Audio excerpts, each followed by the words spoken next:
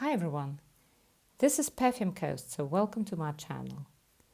As I continue talking about different profiles and notes, today it's all about lavender. So without further ado, let's jump into the ocean of perfumes. So lavender.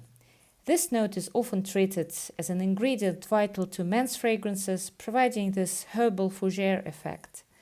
But in fact, to me, this note is quite universal, and we can really see a variety of roles played by lavender. For example, it can be a highlighter in a cologne-like fragrances, taking standard citrus to a more interesting and herbal territory. But it can also be mixed in with gourmand notes, elevating entirely cakey dimension, for example, to a whole new level, giving you a fragrance touch of classiness and sophistication.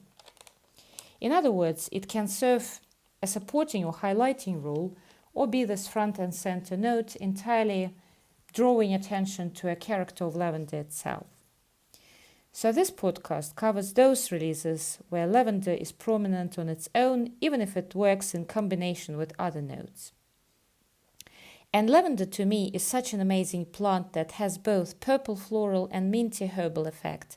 And if it's supported by a bergamot note, for example, that often case may be, this floral slightly bitterish herb gets extra juiciness and sparkliness, which is often used, of course, as a classic combo for creating cologne-like releases.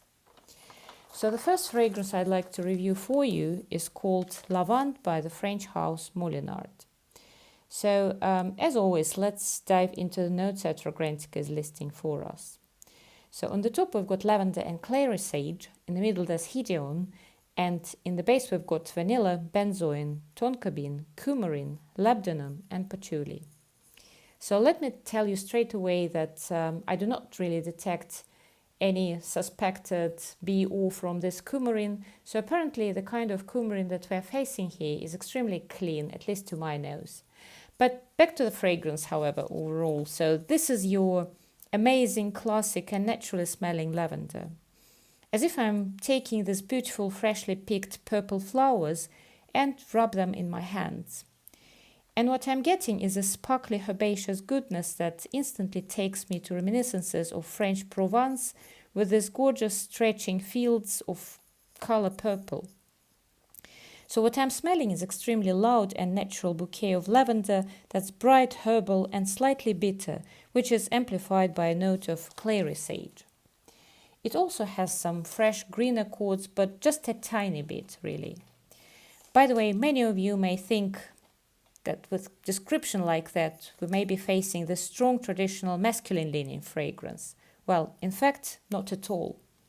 2 minutes in and our lavender loses that lavender sharpness, and instead I can really detect those sweet and warmer notes of vanilla, benzoin and tonka bean.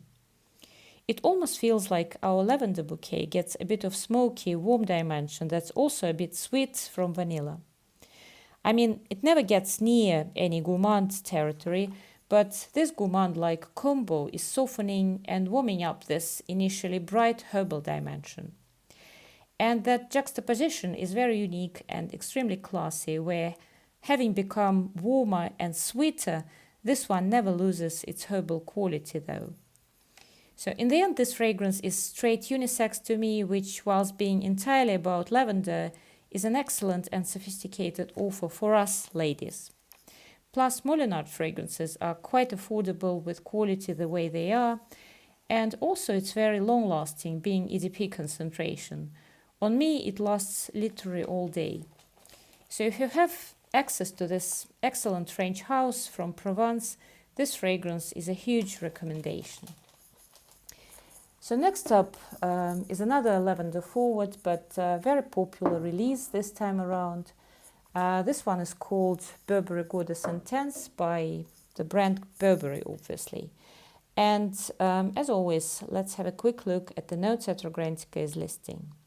So here what we're dealing with on the top is lavender. In the middle we've got triple vanilla plus vanilla caviar, and that triple vanilla consists of vanilla, vanilla absolute and bourbon vanilla, and finally in the base we've got patchouli. So this one is another lavender dedicated release, so much so that a lot of people were a bit disappointed by that when it first came out. It also starts with this bright and juicy lavender plant that also has this slightly bitter woody faucet. But right from the start with this one, I can also smell something candy sweet, initially far, far on the background and gradually with much a stronger push. But the final push in the sweet vanilla direction happens about 40 minutes after initial spray. So for about an hour, I may be smelling this quite strong lavender scent with a touch of sweet undertone. But then again, second part of this perfume lifetime is, practically all about that sweet, creamy vanilla that's quite gourmand as well. And I guess a lot of people rejected this beautiful fragrance straight away because indeed it takes quite long for this release to develop into its other vanilla dimension. And that was obviously very important for those who, having loved OG, were expecting even stronger vanilla. So if you're one of those and you're ready to wait for quite a bit for that vanilla to unfold, then this one may be for you. But that's why and how this fragrance also is interesting. First part is effectively your herbal lavender profile, and second part, including deep dry down, is your straight gourmand warm vanilla that's quite thick and creamy in texture. It's also very sweet, retaining, reminding me of some sweet creamy vanilla latte decorated with a bit of lavender. So this way, in one fragrance, we actually have two of them, which are so different in their profiles. And that's why I think uniqueness of this one is. So next up is another beautiful release by British brand Molton Brown.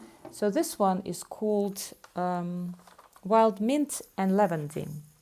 So let's get reminded of the notes that this one is having. So according to Fragrantica, what we're having on the top would be mint. Then in the middle there's nutmeg and orris, and then in the base there's woody notes and tonka bean. So this one is yet another interesting and unique one because whilst being a bright lavender fragrance representative, this fragrance doesn't in fact contain any lavender or lavandin notes. The opening is juicy, fresh, herbal, but minty herbal, I would say. Lavender goes here hand in hand with a fresh mint note, which altogether creates this even more herbaceous and green inclination. This perfume is not sweet at all, which to my nose makes this fragrance a bit masculine leaning, even though it's a unisex offering. And the fragrance develops, it becomes quite hard to disentangle lavender from mint. Well into the development, we have this herbal cocktail of fresh mint and lavender flowers, both in equal parts. It's an excellent pick-me-up, fresh offering that also has this distinct spa effect that's very natural and comforting. This fragrance is an extremely high-quality release and quite long-lasting as well. And through it all, it never loses its freshness, juiciness, and bright herbal character. Orris note delivers powdery undertone, setting this fragrance apart from the usual freshes. So next up, we've got another pleasant release. This one would be from Elizabeth Arden, belonging to the green tea line, and it's called quite plainly Lavender. So let's get reminded of the notes that this one is having. So according to Fragrantica, what we're dealing here with would be Amalfi lemon, chamomile, mint and mandarin orange on the top. In the middle we've got lavender, tea and magnolia. And finally in the base there's musk, birch and ambrette. So if you're a lavender fan who doesn't really want anything other than lavender release, this one might be for you. This fragrance is all about lavender, where other notes seem to be serving an amplifying role to our bright and prominent lavender release. It opens bright, slightly woody, juicy, with a bit of citrus and chamomile that, again, are called to here to highlight this lavender. Chamomile note, by the way, is really detectable here, bringing this extra bitterness to the fragrance. It's really an easy grab for such a multitude of occasions, such as energy booster, gym scent, office scent, or out of the shower fragrance. Whilst being this prominent lavender, It's sort of smooth around the edges and doesn't really have a commanding personality. As clear from this description, it can be worn by anyone, and the price is really ridiculous for a quality that it's delivered here. The only thing is that longevity is moderate, to say the least. On the other hand, we do not necessarily always want lasting fragrances where we're around other people, or when we do not really feel like being sleep deprived, for example. So overall, it has this bright unisex cologne dimension delivered mainly by a traditional combo of lemon and lavender. So talking of colognes, by the way, next release is by Italian brand Laboratorio Olfattivo, and this one is called Nobile or Nobile. So let's get reminded of the notes that this one is having. So according to Fragrantica, what we're dealing here with would be the pyramid of notes consisting of lemon, also bergamot on the top. In the middle, we've got lavender, iris, neroli, and ambrette. And finally, in the base, has tonka bean, vanilla, and white musk. So this is another bright representative of cologne-like releases, but this one is a lot stronger, and whilst being delivered by the same lemon-lavender combo, it has its own unique features, of course. So to start with, this one is a true niche release, which starts off with this bright, citrusy, juicy, slightly powdery lavender, but this lavender has this strong camphorous quality to it that makes all the difference. Because of this, not only herbal nature of our lavender is amplified, but also it has this extra natural zingy quality. It probably doesn't make any sense, but this camphorous herbal aura, along with spa-like effect, gives me this almost touch petrol-like effect. But that's so unique and beautiful. All these extremely herbal, bright, camphorous features are smoothened here by the notes of ambrette, tonka bean, and vanilla, which are hardly detectable on their own, though. But again, they certainly serve to soften the beautiful blow that this fragrance delivers. Also, because of these supporting notes, this fragrance can totally be worn by us ladies, as it acquires this smooth, hardly any sweet, but somewhat sweet quality. So the whole bouquet is this citrusy, herbal, camphorous release, which is also softened by beautiful notes of tonka and vanilla, creating this cloud-like effect. Another unique quality is that across the whole lifetime, and this would be about the whole day, it retains its utter citrusy DNA, which is quite hard to achieve normally. So if you are looking for a unique unisex cologne that's also a powerhouse, try to put your nose on this one.